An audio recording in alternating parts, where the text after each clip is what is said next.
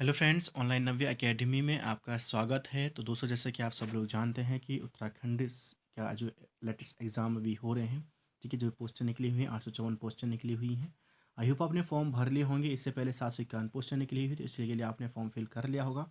ठीक है, आगे भी पटवारी की पोस्टें आपके पास अवेलेबल होने की जल्द से जल्द संभावना है। तो आप अपनी पढ़ाई में बिज़ी रहिए। ठीक है, काफ़ी दिनों से वीडियो नहीं दे पा रहा था, कुछ निजी कारणों से मैं बिज़ी था और मैं इसलिए वीडियो नहीं दे पा रहा था, कुछ नोट्स बनाने बाकी थे, तो इसलिए आपके साथ वीडियो डिस्कस नहीं कर पा रहा था। अब कोशिश करूँगा कि आपके साथ रोज़ वीडियो लेके आऊँ। ठीक है, तो जैसे कि आप सब लोग जानते हैं कि जो सिलेबस जो है यूके ट्रिपल एस ने जो सिलेबस डाला हुआ है, उसमें ये लिखा हुआ है कि जो हिंदी जो है आपके पास 20 मार्क्स का आपके पास यहाँ पे हिंदी आने वाला है। उत्तराखंड जो होगा आपके पास 40 नंबर का आने वाला है। साथ ही जीके जीएस जो होगा आपके पास, वो आपके पास 40 नंबर का होगा। इस 40 नंबर आपके पास हो सकता है कि 5 से 10 नंबर का आपके पास करंट अफेयर और साथ ही मैथ्स रीजनिंग भी आ जाए। ठीक है, तो बाकी ये जो 20 नंबर, ये 40 नंबर, ये फिक्स रहने वाला है। इसमें थोड़ा चेंजेस हो सकते हैं। चेंजेस क्या है, 2-4 क्वेश्चन, मैक्सिमम 5 क्वेश्चन हो सकते हैं। ठीक है, तो बाकी तो आपके पास जीके जीएस, तो आपके पास 20 से 25 से 30 नंबर का तो जीके जीएस आएगा ही आएगा। ठीक है, तो चलिए देखते हैं आज का नए जो न्यू टॉपिक आपके साथ हिंदी का लेकर आए, उसमें हम पढ़ेंगे संधि के बारे में। संधि क्या होता है और संधि विच्छेद क्या होता है, इसके बारे में आप ये डिस्कस करने वाले हैं।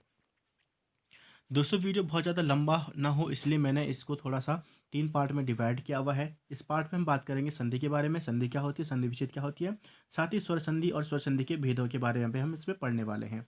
नेक्स्ट वीडियो में बात करूंगा व्यंजन संधि और फिर करूंगा विसर्ग संधि के बारे में। सॉरी, हाँ ठीक है। तो अब नेक्स्ट जैसे कि हम बात करते हैं यहाँ पे वीडियो को, सबसे पहले अगर आप तैयारी कर रहे हैं, अगर वीके ट्रिपल एस से कि अगर आप हिंदी का टॉपिक पूरा 20 की 20 मार्क्स से लेना चाहते हैं, तो वीडियो के साथ अंत तक जरूर बने रहिए, क्योंकि यहाँ से आपके पास मिनिमम 2 क्वेश्चन आपके इस टॉपिक से ज़रूर मिलने वाले हैं। और ये सबसे कन्फ्यूजिंग टॉपिक होता है हिंदी का, जो कि हिंदी में कई बार होता है कि बच्चे समझ नहीं पाते कि कौन सी संधि, कोई भी शब्द आपके पास देगा कहेगा कौन सी संधि है। ठीक है, तो वो चीज़ आपको ध्यान में रखनी होगी और वो चीज़ आपको समझनी है। तो चलिए स्टार्ट करते हैं आज का वीडियो। तो वीडियो को स्टार्ट करने से पहले अगर आप लोगों ने चैनल सब्सक्राइब नहीं किया तो चैनल को सब्सक्राइब कर लीजिएगा, बेल आइकन जरूर प्रेस कर लें और ऑल का नोटिफिकेशन आप ऑन कर लें, ताकि जो भी वीडियो यहाँ से अपलोड करता हूँ सबसे पहले आपके पास का नोटिफिकेशन आ सके। तो चलिए स्टार्ट करते हैं आज का वीडियो। ठीक है, संधि, संधि मतलब क्या, देखिए संधि भी आपने कई बार सुना होगा कि आज भी भारत की और किसी दूसरे देश की क्या हो गई, संधि हो गई। संधि का मतलब क्या हो गया, सीधी सी बात है, मेल। क्या होना है, संधि का मतलब होता है मेल, मिलना। ठीक है, यानी कि दो शब्दों की या दो वर्णों या दो अक्षरों की या दो शब्दों से के मेल से होने वाला परिवर्तन या विकार जो होता है उसको बोलते हैं हम संधि बोलते हैं। संधि विच्छेद यानी कि विच्छेद, संधि करना मतलब जोड़ना और संधि विच्छेद करना मतलब उनको अलग करना। दो शब्द आपको समझ में आ गए होंगे, संधि क्या होता है, संधि विच्छेद क्या होता है। ठीक है, संधि जो होती है, जैसे कि देखिए आप एग्जाम्पल है विद्यार्थी, तो ये विद्या धन अर्थी, तो ये इसका संधि हो गया है ना। ये दो शब्द अलग अलग है, इनको जोड़ के हमने एक शब्द बना लिया। अब वही चीज़ अगर हम यहाँ पे शिक्षार्थी या विद्यार्थी, इस शब्द को हम तोड़ के दो अलग अलग शब्द बना देते हैं, ये आपका संधि विच्छेद हो जाएगा, है ना।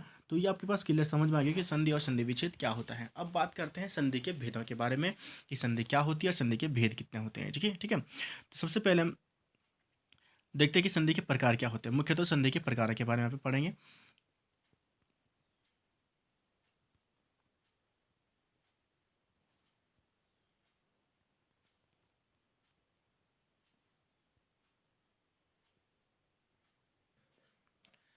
तो बात करते हैं संधि के प्रकार जो होते हैं, संधि के भेद जो होते हैं। मुख्यतः संधि जो होती है वो 3 प्रकार की होती है। एक होती है स्वर संधि, दूसरी होती है व्यंजन संधि और तीसरी होती है विसर्ग संधि।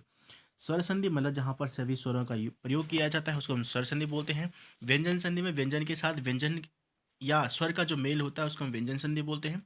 और विसर्ग के साथ यानी कि जब विसर्ग चिन्ह का जब प्रयोग होता है उसको हम विसर्ग संधि बोलते हैं। सिंपल भाषा में आपको समझा रहा हूँ। ठीक है, स्वर संधि की सबसे पहले हम बात करते हैं स्वर संधि की। तो स्वर संधि, जैसे मैंने आपको पहले बताया कि स्वर के बाद अगर स्वर का प्रयोग होता है तो उसको हम बोलते हैं स्वर संधि, और अगर व्यंजन का प्रयोग होता है तो व्यंजन संधि। ठीक है, अब स्वर की बात यहाँ पे हो रही है। तो स्वर संधि के जो होते हैं मुख्यतः 5 भेद होते हैं, 5 प्रकार की होती है। नंबर 1 होता है दीर्घ संधि, गुण संधि, वृद्धि संधि, यण संधि और अयादि संधि। दीर्घ संधि नाम से पता चलता है कि दीर्घ संधि, दीर्घ मतलब क्या होता है, जब दीर्घ स्वरों का जब प्रयोग होता है जिस संधि में उसको हम बोलते हैं दीर्घ संधि। यानी कि आ ई उ, जब आ ई उ की मात्रा जब बनती है उसको बोलते हैं हम दीर्घ संधि। वही अगर गुण संधि की बात करें तो ए की मात्रा और ओ की मात्रा जब आएगी तो उसको बोलते हैं हम गुण संधि। वहीं अगर वृद्धि संधि की बात करें तो आई की मात्रा और आओ की मात्रा का जब मेल होता है उसको हम बोलते हैं वृद्धि संधि।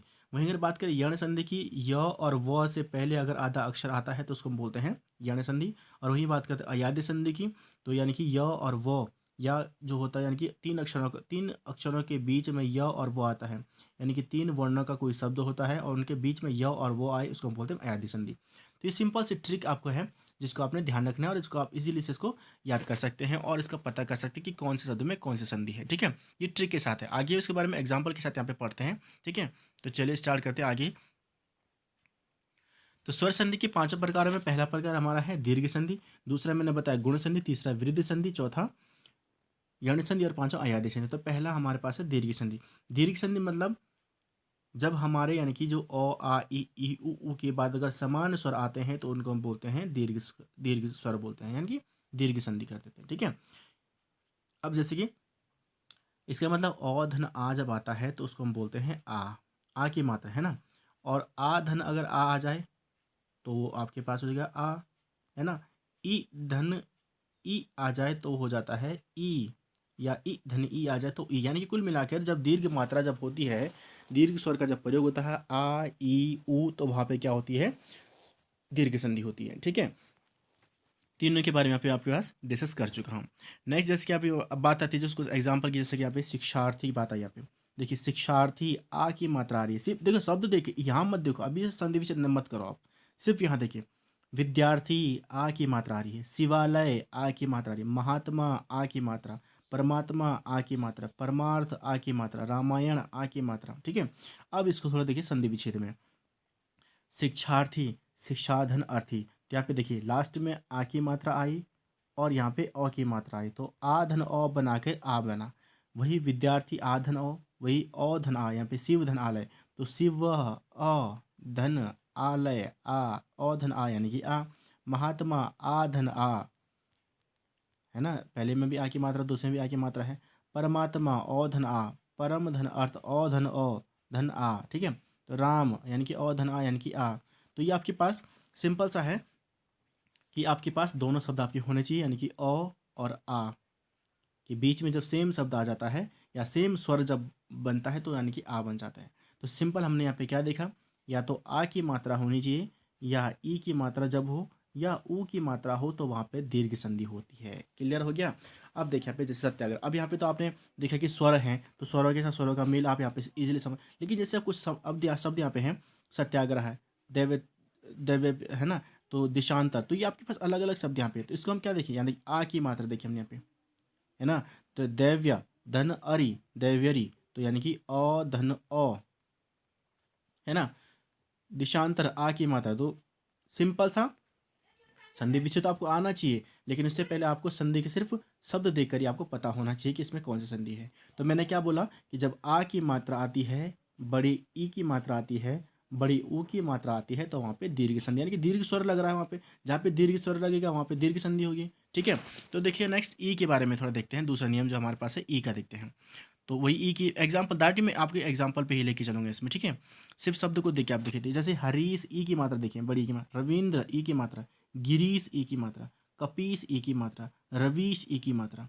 ठीक है, तो जैसे रविश, अभी हम बात करें रविश, ठीक है, तो इसमें कौन सी संधि होगी, इसमें थोड़ी ये वाली संधि होगी, इसमें ई की मात्रा है, बड़ी ई की मात्रा है। ठीक है, रवीश बड़ी ई की जब मात्रा होगी, छोटी ई की मात्रा नहीं, बल्कि जबकि बड़ी ई की मात्रा होगी तब आपका क्या होगा वहाँ पे दीर्घ संधि होगी। जैसे कि देखिए ई का जब मेल होता है तो ई बनता है, ई और ई का मेल होता है तो ई बनता है, और बड़ी ई का मेल होगा तो बड़ी ई बनेगी। ठीक है, तो ये आपके पास सिंपल शब्द देके आप इसको कर सकते हैं। संधि विच्छेद की बात करें तो हरीश है, तो हरि धन ईस, ई देखिए ये वाली आपके पास आई। ठीक है, रविंद्र रवि धन इंद्र, है ना, तो फिर से आपके पास छोटी की मात्रा, बड़ी की मात्रा, तो बड़ी की मात्रा बनेगी। गिरीश गिरिधन ईस, है ना, छोटी की मात्रा बड़ी की मात्रा। कपीस छोटी की मात्रा बड़ी की मात्रा कपीस। ठीक है, रवीश रविधन ईस, तो आपके पास आ जाए बन गया। ठीक है, दूसरा नियम। तीसरे नियम की अगर हम यहाँ पे बात करें तो तीसरे नियम यहाँ पे देखते हैं इसमें, देखिए नेक्स्ट आपके पास ऊ का नियम आता है। तो मैंने आपको पहले ही बताया है कि जब शब्द सिंपल से आपको शब्द देखिए, आपको इसको ध्यान से देख सकते हैं और उसको थोड़ा सा समझिए और इजीली से आप इसका बिना आप संधि विच्छेद की आंसर दे सकते हैं। बस आपको संधि विच्छेद भी आना चाहिए, क्या क्या कर गुरुपदेश का संधि विच्छेद आ गया तो क्या करेंगे, गुरुधन उपदेश। तो यहाँ पे देखिए ऊ की मात्रा और छोटे ऊ की मात्रा, तो बड़ी ऊ की मात्रा और छोटे ऊ की मात्रा जब बनेगी तो वो आपके पास बड़ा ओ बनता है। वही उ और उ बनेगा तो उ बनेगा तो उ बनेगा तो उ, ठीक है। तो देखिए गुरूपदेश ऊ की मात्रा, बड़े ऊ की मात्रा, वधूत्स्व ऊ की मात्रा, लघुर्मी ऊ की मात्रा, लघुत्तर ऊ की मात्रा। तो बड़े ऊ की मात्रा जब आती है तो वहाँ पे दीर्घ संधि होती है, यानी कि आ की मात्रा, ई की मात्रा और ऊ की मात्रा जब आए तो उसको बोलते हैं हम दीर्घ संधि, ठीक है।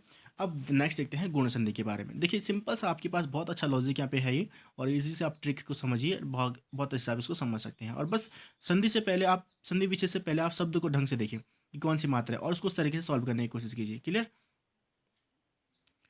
नेक्स्ट हमारे पास है गुण संधि के बारे में। दूसरा गुण संधि है। गुण संधि में हमारे पास देखिए सबसे पहले या तो ए की मात्रा हो या फिर ओ की मात्रा हो, ठीक है। ए की मात्रा या ओ की मात्रा होनी चाहिए, या फिर हमारे पास अरहाई, तीन जब हमारे पास आते हैं तो उसको हम गुण संधि बोलते हैं, ठीक है। यदि अ और आ के बाद ई उ री स्वर आए तो इसे क्या बोलते हैं, दोनों से मिलकर क्रमशः क्या बनते हैं, ए ओ और अर बनते हैं। जैसे कि अ और आ मिलके जब अ और आ के साथ जब ई का मेल होता है तो वो ए बनता है। अ और आ के साथ जब उ का मेल होता है तो वो ओ बनता है, और अ और आ के साथ जो रे का मेल बनता है तो वो अर बनता है, ठीक है। तो ये चीज़ आपको थोड़ा ध्यान रखनी है। अब यहाँ पे थोड़ा देख लेते हैं इसके बारे में, एग्जाम्पल देखते हैं। देखिए मैंने आपको बताया कि ए और आई की मात्रा होनी चाहिए, ए और ओ की मात्रा होनी चाहिए, आपके पास वहाँ पे क्या होगा, गुण संधि होगा। तो थोड़ा देख लेते हैं इसके बारे में कि यहाँ पे सही होता है या नहीं होता है ना। तो इसके देखिए, जैसे यहाँ पे सुरेंद्र, सुरेंद्र ए की मात्रा है, महेंद्र ए की मात्रा है, सुरेश ए की मात्रा है, नरेश ए की मात्रा है, कमलेश ए की मात्रा है, राकेश ए की मात्रा है और रमेश ए की मात्रा है, ठीक है। तो जब ए की मात्रा आए तो उसको हम बोलते हैं गुण संधि। जैसे कि गणेश, जैसे अगर हम बात करें यहाँ पे गणेश, गणेश शब्द है तो इसमें कौन सी संधि है, यहाँ पे आपके पास गुण संधि है, एक ही मात्रा आपके पास यहाँ पे आ रही है, ठीक है। उपेंद्र, एक शब्द आता है उपेंद्र, तो एक ही मात्रा है तो आपके पास क्या होगी, गुण संधि होगी। अगर यहाँ पे मैं आपको पास बताता हूँ, जैसे आपने बोला कि मतैक्या, लेकिन यहाँ पे शब्द, यहाँ पे मात्रा क्या है, आई की मात्रा है, तो आई मैंने क्या बोला, जब एक ही मात्रा होगा तभी गुण संधि होगी। आई की मात्रा आ गई है तो क्या होगा फिर, ये गुण नहीं बल्कि वृद्धि संधि होगी। आगे वृद्धि संधि के बारे में पढ़ेंगे। तो सिंपल सा आपको शब्द देखिए आप कैसे पहचान सकते हैं कि ये कौन सी संधि है, ठीक है। तो इसलिए आप इस तरीके से समझ सकते हैं। अब इसका थोड़ा सा संधि विषय देखिए यहाँ पे, सुरेंद्र तो सुर धन इंद्र, कोई ऐसा शब्द बनना चाहिए जो, ठीक है। तो अ धन ई की मात्रा जब बनेगी तो ये मिलेगा, ठीक है। तो महेंद्र महाधन इंद्र, आ धन ई जब मिलते हैं तो ये बनता है, जैसे ऊपर बता चुका हूँ आपको, ठीक है। नेक्स्ट देखते हैं इसका दूसरा नियम जो हमारे पास है, ओ का नियम। जो ओ का नियम देखने से पहले सिंपल सा है कि हम डायरेक्टली इसको देख लेते हैं कि यहाँ पे कुछ एग्जाम्पल ही समझा देता हूँ। ओ का नियम समझाने के सिर्फ एग्जाम्पल समझा, क्योंकि नियम सेम वही है, बस एग्जाम्पल में आपको समझा देते हैं यहाँ पे, ठीक है। तो इसका जो एग्जाम्पल जो होता है, जैसे मैंने आपको ऊपर समझाया हुआ है, अ के साथ अगर उ मिलता है तो बनता है ओ, और आ के साथ अगर उ मिलता है तो वो बनता है ओ, ठीक है।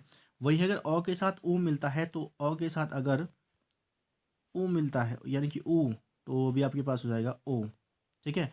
और आ के साथ भी अगर उ बनता है, मिलता है तो वो भी बनता है ओ, क्लियर। वही अगर हम ओ या आ के साथ जब ओ या आ के साथ जब रिम मिलता है तो उसको हम बोलते हैं अर, क्या बनता है, अर बनता है। तो इसके थोड़े एग्जाम्पल देख लेते हैं। ओ के देखिए हमने एक एग्जाम्पल तो देख लिए, ओ के एग्जाम्पल देखते हैं। जैसे आपके पास होता है ओ के एग्जाम्पल में चंद्रोदय, तो चंद्रोदय देखिए ओ की मात्रा आ रही है ना, महोत्सव ओ की मात्रा आ रही है, ठीक है। गंगोरमी ओ की मात्रा आ रही है। तो जब ओ की मात्रा आए तो उसको हम क्या बोलेंगे, सिंपल सा हमारा जो होगा गुण संधि होगा, ठीक है। जैसे कि अब देखिए देवर्षि, अब इसको थोड़ा सा समझ लीजिए। देवर्षि मैंने क्या बोला कि अ धन री के बाद जब आता है तो वो अर बनता है, या आ धन की बात है तो अर बनता है। तो यहाँ पे आप देखिए और आपके पास आ रहा है देवर्षि, मैंने यहाँ पे बताया कि देवर्षि है ना, ये हमने यहाँ पे शब्द लिखा था देवर्षि। तो इसका संधि विच्छेद देव धन ऋषि, है ना। तो यहाँ पे अ की और री, और अ और री मिलेगा तो देवर अर बनना है ना। महर्षि, तो महर्षि यानी कि देखिए महर्षि की अगर हम संधि विच्छेद करें, महर्षि का संधि विच्छेद महा नहीं होगी बल्कि क्या होगा, महाधन ऋषि, महर्षि, है ना, महर्षि होगा। तो यहाँ पे देखिए आ और री के जब मेल होता है तो अर बनता है। तो ये आपके पास आई होप क्लियर हो गया होगा कि गुण संधि क्या होता है। सिंपल से ट्रिक बताऊं, ए, ठीक है, तो यहाँ पे क्या होगा, ए की मात्रा, ए की मात्रा आए, ठीक है, या आउ की मात्रा आए या अर आए, तो वहाँ पे होगा आपके पास गुण संधि, ठीक है। अब यहाँ पे बात करेंगे हम वृद्धि संधि के बारे में। किसके बारे में, वृद्धि संधि के बारे में बात कर। तो वृद्धि संधि के बारे में भी हमारे पास, जैसे कि हमने यहाँ पे आगे पढ़ा हुआ, इसी तरीके से मैं शॉर्ट ट्रिक में बताऊंगा और साथ ही उसका डिटेल में बता, पहले डिटेल में देख लेते इसके बाद। तो यानी कि जब ओ या ए के साथ, देखिए यहाँ पे जब हमारे पास सिंपल सा है कि ओ और ए जब दोनों शब्द मिलते हैं तो वो बनता है आई, ठीक है। आ धन ए मिले तो वो भी होता है आई, ठीक है। अ धन अगर आई मिले तो वो होता है आई, और आ धन आई मिले तो वो होता है आई, ठीक है, क्लियर। फिर उसके साथ हम ओ के साथ, अगर ओ और आ के साथ अगर हमारा हो जाता है, ओ का मिलन हो जाता है, ठीक है, आओ का मिलन, सॉरी, तो वो हो जाता है आओ। और वही ओ और आ के साथ अगर हमारा ओ का मिलन हो तो वो भी बनता है हमारा आओ, ठीक है। तो ये आपको थोड़ा समझने यहाँ पे। तो अब सिंपल से हम इसका ट्रिक में क्या समझेंगे कि वो शब्द जहाँ पर अगर आई की मात्रा और आओ की मात्रा जब आ जाएगी तो वो कौन से शब्द होते हैं, हमारे वृद्धि संधि होती है। वहाँ पे क्या संधि होती है, वृद्धि संधि होती है। जैसे कि मतैक्य, देखिए आई की मात्रा है, रमेश्वर, रमेश्वर्या, तो रमेश्वर्य में भी देखिए आई, एक आई की मात्रा है ना। तो महेश्वर्या, तो आई की मात्रा है यहाँ पे भी। या हम मतैक्य, या जैसे कि सदैव, देखिए सदैव आई की मात्रा है ना। एक शब्द आता है पुत्रेषणा, कई बार शब्द वर्तनी सही करने के लिए आता है पुत्रेषणा, तो आई की मात्रा हो गई, ठीक है। अब उसी तरीके से हम आउ की मात्रा, जैसे वनौषध आउ की मात्रा, परमौषधि आउ की मात्रा, परमौषध आउ की मात्रा, ठीक है, महौषधि, महौषधि आउ की मात्रा आ रही है। तो यानी कि जब आपके पास आई और आउ की मात्रा जहाँ पे आती है वहाँ पे आपका क्या होता है, वृद्धि संधि होती है। सिंपल तरीके से समझा रहा हूँ मैं आपको इस चीज़ को, जो आगे आपको समझ में आ जाए, ठीक है। नेक्स्ट यहाँ पे देखते हैं यण संधि के बारे में। यण संधि का जो रूल होता है उसमें ये होता है कि जब तीन, देखिए सीधी सी बात ये है कि य और वो से पहले कोई भी आधा शब्द आता है, आधा अक्षर आता है, तो वहाँ पे यण संधि होती है। क्या होती है, यण संधि होती है। जैसे कि देखते हैं इसके बारे में, कुछ रूल्स पढ़ते हैं फिर इसके बाद एग्जाम्पल दिखाता हूँ, ठीक है।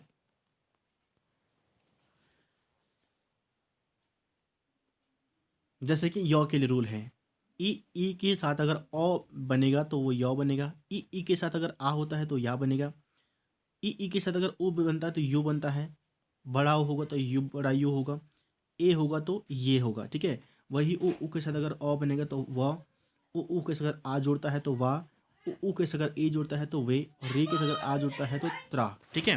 तो ये तीन आपके पास शब्द बनते हैं यहाँ पे।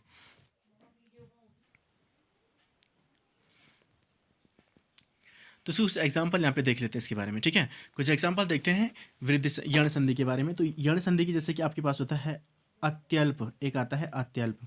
तो पहले तो सिर्फ शब्द देखे समझा, देखिए सिर्फ शब्द देखे आपको कैसे पहचाना, यो के आगे आधा तो आया हुआ है, तो कौन सी संधि हो गई। मैंने कहा कि यो और वो के आगे अगर कोई भी आधा शब्द आता है तो वहाँ पे कौन सी संधि होती है, वहाँ पे होती है आपकी यण संधि होती है। कौन सी संधि होती है, यण संधि होती है। तो देखिए यो के आगे आधा तो आया हुआ है ना, आधा शब्द आया हुआ है, या दैव्यर्पण, य के आगे वो आया हुआ है, या स्वागत, व के आगे स आधा शब्द आया, य और व के आगे आधा शब्द आ जाता है तो हमारे होती है यण संधि, ठीक है। संधि विच्छेद की अगर बात करें, जैसे कि अगर हम देखिए हमने यहाँ पे करना है अत्यल्प, जैसे हमें शब्द अत्यल्प इसके संधि विच्छेद करना है, तो यानी कि य, देखिए आधा के साथ य आया है, तो य कब आता है, जब ई के साथ अ होता है ना, तो यानी कि ई यानी कि अति धन अल्प अत्यल्प, तब बनता है ये, है ना। दूसरा हमारे पास आता है स्वागत, स्वागत, तो स्वागत के लिए यहाँ पे शब्द देखिए उ जब होगा और आ जब आएगा तब मिलेगा, बनेगा, ठीक है। तो यानी कि उ यानी कि सुधन आगत, तो क्या बनता है, स्वागत बनता है, ठीक है। तो इस तरीके से आप इनको थोड़ा ध्यान रखिए। जैसे ये वाला है पित्राज्ञा, त्रा की, तो देखिए यहाँ पे हमारे पास शब्द क्या आता है इसके लिए, पित्राज्ञा। मैंने आपको शब्द बताया कि पित्राज्ञा, तो ये कब बनता है? जब री के साथ आ का मिलन होता है तब त्रा बनता है। तो यानी कि पितृ, यानी कि आपके पास क्या होगा, ये पितृ धन आज्ञा, इसका संधि विच्छेदी हो जाएगा, तो पितृ आ गया। तो संधि के साथ हम संधि विच्छेदी पढ़ रहे हैं, तो संधि के समझने का सिंपल सा रूल मैंने आपको बता दिया है, कैसे आपको समझना है इसको, ठीक है। नेक्स्ट और सबसे लास्ट, इस वीडियो का सबसे लास्ट टॉपिक है यहाँ पे, उसके बारे में देखते हैं, अयादी संधि के बारे में, ठीक है।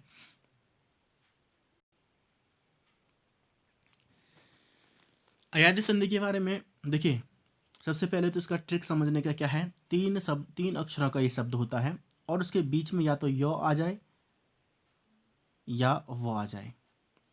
य और वो जब तीन शब्दों के बीच में आ जाता है तो उसको हम बोलते हैं अयादी संधि। फॉर एग्जाम्पल, ठीक है। अब इसको थोड़ा समझने के लिए क्या है कि अगर ए के साथ अगर कोई भी स्वर आ जाता है, यानी कि ए के साथ जैसे कि ओ आ जाता है ना, तो वो बनता है अय। अगर आई के साथ औ मिल जाता है तो वो भी अय ही बनता है, ठीक है।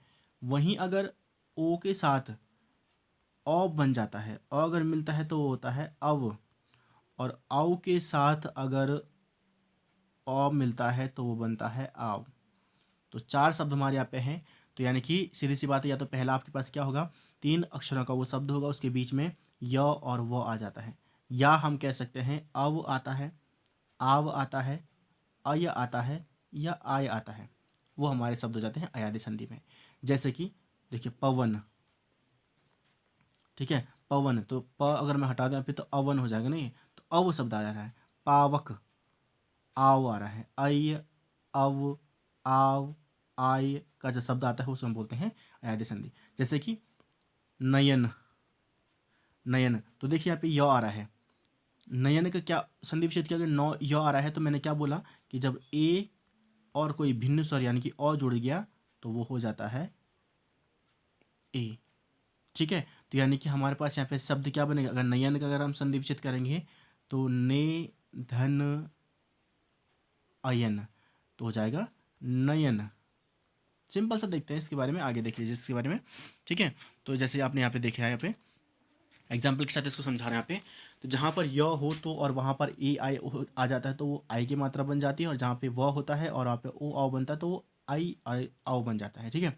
जैसे कि नयन में देखिए, सबसे पहले हमने यहाँ पे संधि, देखिए पहले हम संधि देखते हैं कि यहाँ पे कौन संधि है। जैसे आपके पास शब्द दिया है, आपके पास शब्द दिया भवन, आपके पास शब्द कौन सा दे दिया, भवन। भवन में कौन संधि आपने देखा, बीच में वो है, यानी कि अयादी संधि है। आपको शब्द दिया गया गायिका या गायक, है ना, यहाँ पे य शब्द आया हुआ है, बीच में शब्द तीन अक्षरों का शब्द है, बीच में य आया हुआ है, य और व जब आता तो अयादी संधि होता है। अब इसका संधि विच्छेद कैसे करना है, शब्द तो पहचान आ गया आपके पास, संधि विच्छेद कैसे करना है। यहाँ पे देखिए नयन है, नयन, तो य का बनता है जब ए की मात्रा होती है, यानी कि ने धन अयन, नयन, है ना। या देखिए अगर इसका सीधे सिंपल से अगर मैं नयन की बात करता हूँ, अगर मैं नौ को न पढ़ के मैं सिर्फ अयन में पढ़ता, उसको अयन पढ़ेंगे ना, इसको नौ को हटा के, है ना, या यन पढ़ेंगे, तो इसको संधि विच्छेद कैसे करना, नयन है तो यानी कि मैंने क्या बोला कि ए के साथ जब अ मिलता है तो वो बनता है ए, है ना। तो ये चीज़ हम यहाँ पे देखेंगे, तो यहाँ पे अय बनता है, ए के साथ अगर अ मिल जाए तो वो बनता है अय। तो यानी कि अगर नयन है, अयन है ना, तो ने यानी कि ए की मात्रा और अयन, तो हो जाएगा आपके पास नयन, ठीक है। गायक, ठीक है, तो नए धन अक, ठीक है, नायक है तो नए धन अक नायक। गायक है, गई धन अक गायक, आई की मात्रा, तो जब आई की मात्रा होगी तो ऑब्वियसली आ की मात्रा बनेगी, ठीक है। गायिका, गई धन इका, वही चीज आपके पास है। पवन, पो धन अन, ओ धन अन, ठीक है। भवन, भो धन अन, भवन। भावुक, भाव धन उक भावुक। पवित्र, पो धन इत्र पवित्र। तो यानी कि जब आपको समझना है कि शब्द क्या है, अ यानी कि आपके पास जो आ गया व और य, अगर दोनों को मिल दोनों के शब्दों के बीच में आ जाता तो अयादी संधि होती है, ठीक है। साथ ही अय, आय, अव और आव का शब्द जो बनता है वो अव का होता है अयादी संधि। तो हमने यहाँ पे सबसे पहले संधि पढ़ी, संधि क्या होता है, और संधि के तीन भेद होते हैं। संधि के तीन भेद में स्वर होता है, स्वर संधि होती है। स्वर संधि वो संधि होती है जहाँ पर सिर्फ स्वरों का प्रयोग होता है, उसे हम स्वर संधि बोलते हैं। स्वर संधि के पांच भेद हमने यहाँ पे पढ़े हुए हैं। पहला हमने पढ़ा दीर्घ संधि। दीर्घ संधि हमने क्या पढ़ा, या तो आ की मात्रा, या तो ई की मात्रा, या फिर ऊ की मात्रा जहाँ पर आ जाती है उसको हम बोलते हैं दीर्घ संधि। दूसरा हमने यहाँ पे पढ़ा गुण संधि, गुण संधि में हमारे पास या तो ए की मात्रा होगी या फिर ओ की मात्रा होगी और या फिर अर की मात्रा होगी, तो हमारा होता है ये गुण संधि। वृद्धि संधि, वृद्धि संधि में हमने यहाँ पे देखा कि आई की मात्रा हो जाए या फिर अव की मात्रा आ जाए तो हमारा होता है वृद्धि संधि। यण संधि में हमने देखा कि य और व के आगे अगर कोई भी आधा शब्द जुड़ जाता है तो वहाँ पे हमारा होता है यण संधि। अयादी संधि में हमने देखा कि 3 अक्षर का कोई शब्द होता है, उनके बीच में य और वो अगर आ जाता है वो हमारा अयादी संधि होती है। तो सिंपल से ट्रिक के साथ आपको संधि पहचानना आई होप आ गया होगा। वीडियो कैसा लगा कमेंट बॉक्स में ज़रूर बताएं और वीडियो को लाइक शेयर ज़रूर करें। मिलता हूँ जल्द ही नए वीडियो के साथ, तब तक के लिए जय हिंद जय भारत।